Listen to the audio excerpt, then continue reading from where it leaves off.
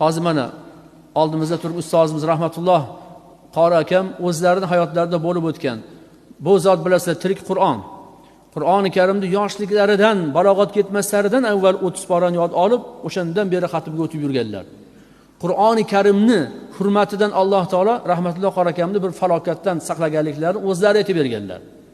Men shuni hikoya qilib bermoqchiman. Bugun o'rni kelganda, haligi Alloh o'ziga ma'qul kelgan bandalarni karomat bilan siylab qo'yar ekan.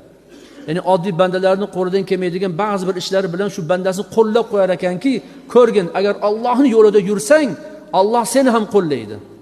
Umuman hayolingga kelmagan joydan seni qo'llab qo'yadi degan ma'noda Alloh ko'rsatib qo'yar ekan, zohir qilib qo'yar ekan goh-gohida. O'zlari aytib berganlar. Bir kun deydilar, bolalarim yosh edi deydilar. Mashinaga chiqardim. Namangandan kelyotib, bir katta kanalni bo'yiga keldimda, yozi issiq kuni edi. Bir cho'milgim keldi. Bolalarimga aytdim, o'g'il qizlarimga, sizlar mashinadan tushmasdan hozir o'tirasizlar. Meni kanalga qanday kalla tashab, qanday suzib cho'milishim bir tomosha qilasizlar dedimda, mashinadan tushdim deydilar. Tushib, yugurib kelib kanalchi qirg'og'idan kanalga sakradim, kalla tashladim. Shu kalla tashlaganimni bilaman, ichkarida nimagadir o'ralashib qoldim. Harakat qilyapman, suvdan chiqa olmayapman deydilar. Bolalarim mashinaning ichida menga hayqirishib, dadam suvga kalla tashladilar deb xursand bo'lib turgani ko'z oldimdan ketyapti.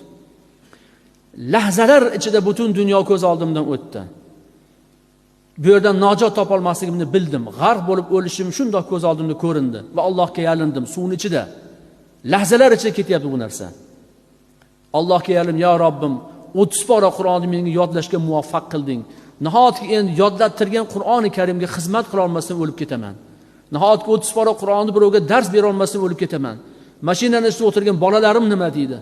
U bolalarim mashinaning ichida qanday qolib ketadi, qanday ahvolda qoladi? Ya Robbim, 30 pora Qur'onning hurmati meni qutqar deb yarin yorvardim suvning ichida deydilar. Shu paytda o'zlari aytib berdilar. Bo'ynimda orqasidan bitta narsa shunday ushadi. Ushab turib shunday uloqtirdi.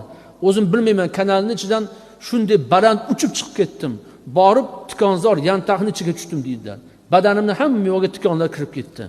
Bolalarim bilmaydi mashinaning ichida ana dadamning suvdan chiqishlari, ana dadamning kalla otishlari, ana dadamning qara sakrashlarini xursand bo'lib o'tiribdi.